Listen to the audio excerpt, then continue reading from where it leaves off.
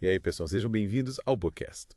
Isso é beleza. Beleza. Nosso mergulho de hoje vai ser um pouco diferente. A gente vai se aprofundar em sabedoria militar antiga. Maneiro. A gente vai usar como base o livro Sun Tzu e Musashi, Sabedoria Militar Antiga. Olha só. Ele junta dois clássicos, né? Isso. A Arte da Guerra, do Sun Tzu, René. e o livro dos Cinco Anéis, do Miyamoto Musashi. Sensacional. Que bom, acho que dispensa apresentações, né? A ideia aqui é a gente tirar o que tem de melhor, né? Dessas obras. Sim. E ver como a gente pode aplicar isso na nossa vida. É porque essa sabedoria, na verdade, vai muito além da guerra, né? Exatamente. É. E aí, para começar, a gente vai falar um pouco sobre o Sun Tzu, né? Boa. Que viveu provavelmente entre 496 a.C.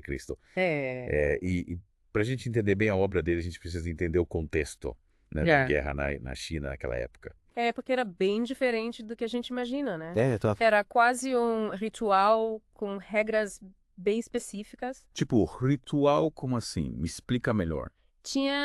Tinha normas que eram geralmente respeitadas. Por exemplo, as batalhas não eram travadas no inverno, Tá. nem no verão. Entendi? Porque o clima era muito importante. Faz sentido.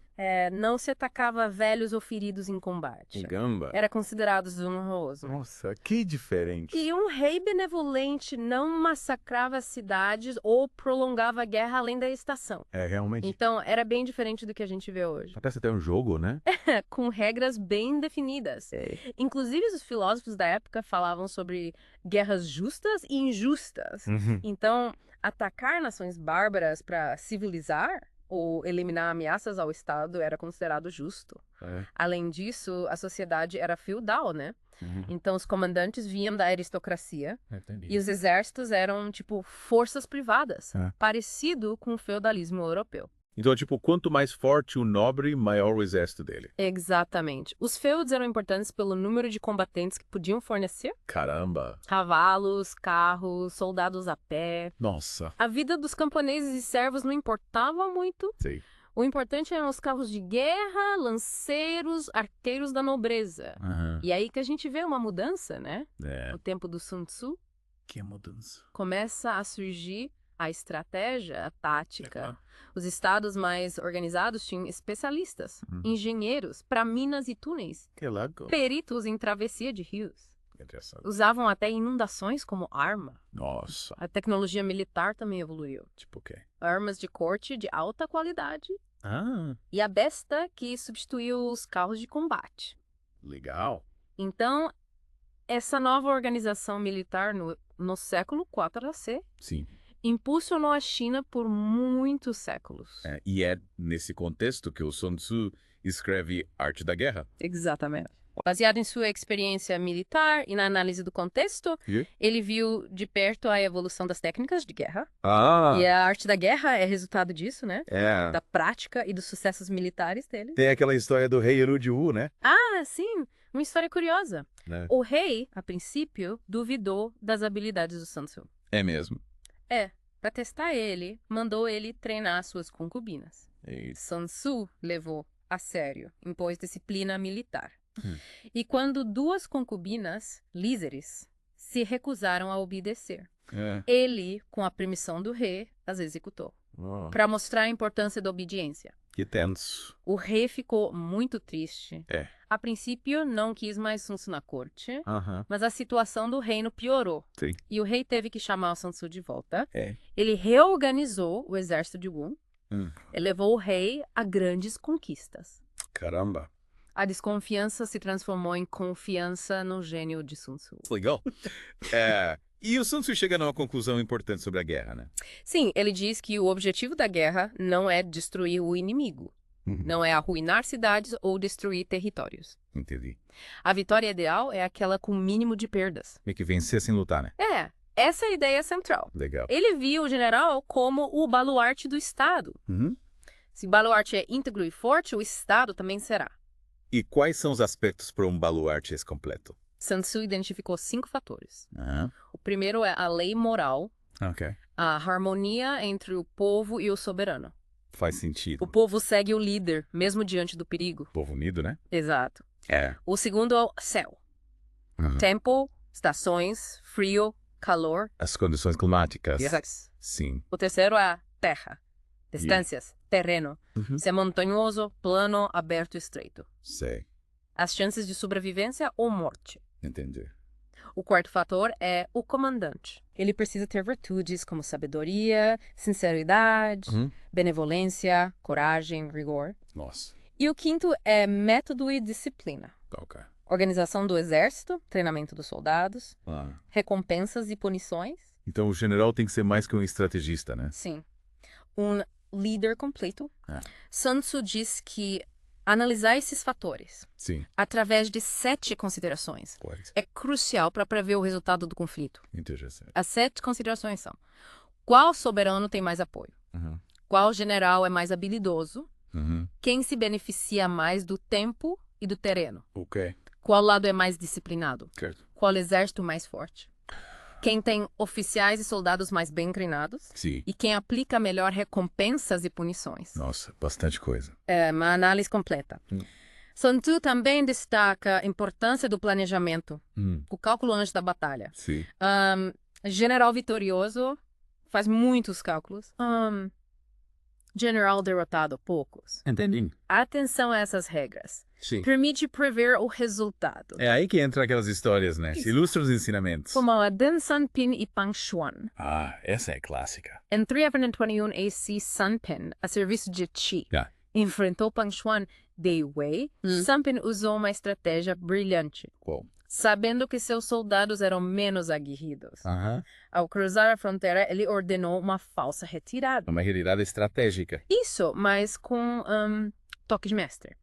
Na primeira noite, acenderam 100 mil fogueiras. Nossa. Na segunda, 50 mil. Calma Na terceira, só 20 mil. Pang Xuan, vendo isso, achou que o exército de Xi estava desertando Ah, tá. e acelerou a perseguição. Caiu na armadilha? Exatamente. Legal. Sun Pen levou suas tropas a desfiladeiro, que Pang Xuan alcançaria ao anoitecer. Sim. Lá mandou escrever numa árvore. Sob esta árvore, Pang Xuan morrerá. É macabro. E escondeu arqueiros ao redor, Nossa. com ordem de atirar ver uma luz. E aí? Pang Xuan chegou, viu a mensagem e acendeu uma tocha. Claro. Os arqueiros dispararam, Claro. mataram Pang Xuan. Caramba. Uma grande derrota para Wei. Que plano incrível. Mostra a importância da inteligência, da dissimulação, do conhecimento do inimigo. Sensacional. E o Sun Tzu dá outros conselhos, né? Sim, muitas táticas para ter vantagem.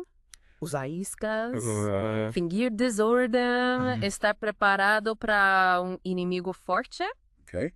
se evadir de forças superiores, Certo. irritar oponente colérico, Ele tem... fingir fraqueza para induzir a arrogância, Interessante. negar descanso ao inimigo, separar forças inimigas, atacar o despreparado Legal. e surgir de repente.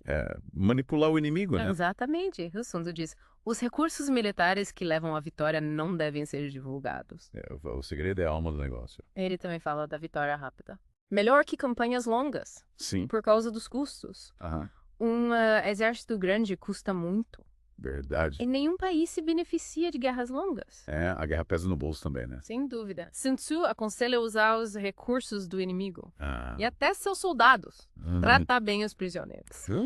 Para evitar resistência e até atraí-los. Inteligente. Usar o inimigo para ampliar sua força. Ele fala do ataque por estratagema. Explica melhor. O objetivo não é a destruição, mas a conquista pela inteligência. Subjugar o inimigo com suas forças intactas. Dominar sem destruir. Exatamente. Ele também estabelece regras de engajamento Interessante. baseadas na superioridade numérica. Como assim? Se sua força é 10 vezes maior, cerque o inimigo. 5 vezes maior, ataque. 2 vezes maior, divida seu exército. Forças iguais, ofereça combate. Certo. Ligeiramente inferior, evite o confronto. Muito menor. Evada. Caramba. Calculista, né? E ele volta ao general como baluarte. Diz que o soberano pode arruinar o exército de 3 maneiras. Pois. Ordenando avanços ou recuos impossíveis. Governando o exército como um estado. Ok. E por ignorância das condições militares. Ou seja, o comando militar tem que ter autonomia. Exatamente. Sun Tzu também diz: Conhecer o inimigo e a si mesmo garante a vitória. Essa é famosa. Só conhecer a si mesmo ou só o inimigo? Uma vitória para cada derrota. Ignorar ambos, derrota certa. Vale para tudo, né? Totalmente. Ele fala da defensiva e da ofensiva. Sim. Defensiva indica a falta de força. Aham. Ofensiva, abundância de poder. Em que o bom guerreiro se torna invulnerável e espera a oportunidade para derrotar o inimigo. Legal. A excelência é vencer antes que seja óbvia. Meio que ser discreto, né? Ele também fala de energia na guerra, controlar uma grande força como uma pequena, dividindo tropas, usando sinais, usar manobras diretas e indiretas Ok. para resistir ao ataque. Manter a coesão, né? Sim. E ele fala de táticas para hostilizar o inimigo. Tipo. Atacar o despreparado, Aham. parecer de surpresa, Aham. marchar por áreas indefesas, Entendi. forçar o movimento do inimigo bem posicionado, Ok. atacar o indefeso, defender o inatacável. Ser um fantasma. Ele fala da arte da sutileza e do sigilo. Ser invisível e inaudível, controlar o destino do inimigo, Sim. atacar os pontos fracos, Aham. usar a velocidade para recuar. Atacar e sumir. Exatamente. Ele ensina a forçar o inimigo a lutar, Ah, atacando o que ele precisa defender Sim. e a evitar a luta, mostrando o inesperado. entendia. Conhecer o local e o dia da batalha é crucial. Sim. Permite concentrar forças, Aham. evitando caos. Informação é poder. Sem dúvida. As táticas militares são como a água.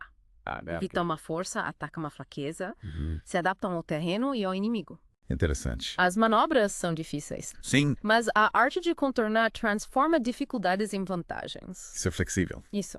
Entender as vantagens das variações táticas Ah. é essencial. Legal. E ele alerta para 5 falhas do comandante: Quais? imprudência, covardia, Ok. temperamento impulsivo, Aham. sensibilidade exagerada à honra Hum. e preocupação excessiva com as tropas. Caramba, bem completo. É um guia para evitar líderes ruins. Agora vamos falar do Miyamoto Musashi, né? É uma figura lendária. Yeah. Viveu de 1524 a 1645. Um dos maiores espadachins do Japão. Ele nunca foi derrotado, né? Isso. Dizem que ele derrotou seu primeiro oponente adulto aos 13 anos. E até os 30 já tinha vencido mais de 60 duelos. Nossa, Impressionante, né? total. Mas ele também era controverso, né? Sim. Signo de contradição. Por quê? Uns o chamavam de santo samurai, Tá. pela disciplina e foco. Mas o mundo do Kenjutsu o via como heterodoxo. Não seguia as regras. Isso. Ele desafiou as convenções. Como assim? Ele criou a escola Nichuryu. Nichiro, o quê? Lutava com 2 espadas ao mesmo tempo. Em vez de uma só. Que diferente. E às vezes, lutava com espadas de madeira. Espadas de madeira. Os Bokken e Vencia. Certo. Inclusive o Sasaki Kujiro. Sasaki Kojiro. Aquele famoso... É conhecido pela técnica da andorinha cortante. Que legal. Musashi que derrotou com um remo adaptado. Um remo. Na ilha de Ganjujima. Caramba. Adaptou o remo durante a viagem para a ilha. Nossa, que incrível. Tem um episódio polêmico também. Qual? Ele derrotou um aluno de uma academia, prendendo a uma árvore. Nossa. Era considerado heresia no Kenjutsu tradicional Sei? e era um menino. Mesmo que a academia o tivesse considerado apto pro duelo. Que tenso. Ele ia contra tudo e todos, É. até na aparência. Como assim? Era alto, descuidado com a higiene. Desprezado pela elite do Kenjutsu. Caramba. E por volta dos 30 anos ele se retirou. Se tirou. Caminho da espada. O que ele fez? Viveu uma vida oculta. Em quanto tempo? Quase 25 anos. Nossa. Ninguém sabe ao certo o que ele fez nesse tempo. E depois? Ele voltou. Voltou. Mas não como espadachim. E como que? Como escritor. Escritor. Escreveu Gorin no Show. O que é isso? O livro dos 5 Anéis. Tratado sobre estratégia. Estratégia para quê? Para vencer em qualquer área da vida. Interessante. Ele deixou de ser só um guerreiro e se tornou um pensador. Musashi personifica o Bumbu Kyodo, O quê? o caminho do pincel e da espada, proficiência física e espiritual, Legal. o ideal do samurai. Desenvolver corpo e mente. Exatamente. Nas artes japonesas, o segredo era importante. Ah. As técnicas eram passadas de mestre para aluno, Sim. com muita repetição e paciência, até se tornarem naturais. influência do Zen budismo. E no Gorin no Sho, Musashi não detalha técnicas. Ele foca nos princípios da vitória, Sim. na compreensão das condições de combate. Entendi. A chave é a força do espírito, apoiada pelo treinamento físico. Então não importa só o que fazer, mas como ser. Exatamente. Ah. Apesar da fama, Musashi se interessava por outras artes. Ele criou a escola Nichiu, escola de duas espadas. Usava katana e wakizashi. Ok. E antes do Gorin no Sho, ele escreveu Hao Sanju Gujo, os 35 artigos sobre a arte militar, a pedido do Lord Hosokawa Tadatoshi. Para que servia esse teste? Era um guia básico sobre técnica da espada e preparo espiritual. Tipo um resumo do Gorin no Shokan. Isso. Nos seus últimos anos, ele se isolou. Sério? Viveu na caverna Regando. Caramba! E frequentou o mosteiro Ungen. Que legal! Seguiu o Zen budismo. Gorin no Sho foi escrito perto da sua morte, baseado nos 35 artigos. Por isso pode ter confusões e repetições. E qual é a essência do Michi? Do Michi. O caminho que ele descreve no Gorin, no Sho. O Michi é a sabedoria para vencer, na esgrima e na vida. O livro tem 5 capítulos. Sim. Terra, água, fogo, vento e vazio. 5 elementos, né? Isso. Que legal. Representam princípios estratégicos. Interessante. Vamos começar pelo capítulo da Terra, então. No capítulo da Terra, Musashi compara a arte militar com a carpintaria. Carpintaria. Ele fala da importância de ter pessoas habilidosas. Os soldados e os carpinteiros. Exatamente. Ferramentas adequadas e execução meticulosa. O comandante, como um mestre carpinteiro, precisa conhecer as capacidades da equipe. Delegar tarefas. Isso. Musashi também destaca a diligência. Evitar erros. Sim, a técnica da espada é importante, mas não é tudo. Entendi. Ele fala de se desapegar do conhecimento. É mesmo. Para ter liberdade e poder nas artes militares. E introduz o conceito de ritmo. Ritmo. Essential para entender a estratégia. Ritmo na luta. Como assim? A escola Nichiu leva esse nome porque os samurais usavam 2 espadas. Ele explica quando usar uma ou 2. Sim. Depende da situação, do terreno, das armas do oponente. Entende. Mas o ritmo vai além das espadas.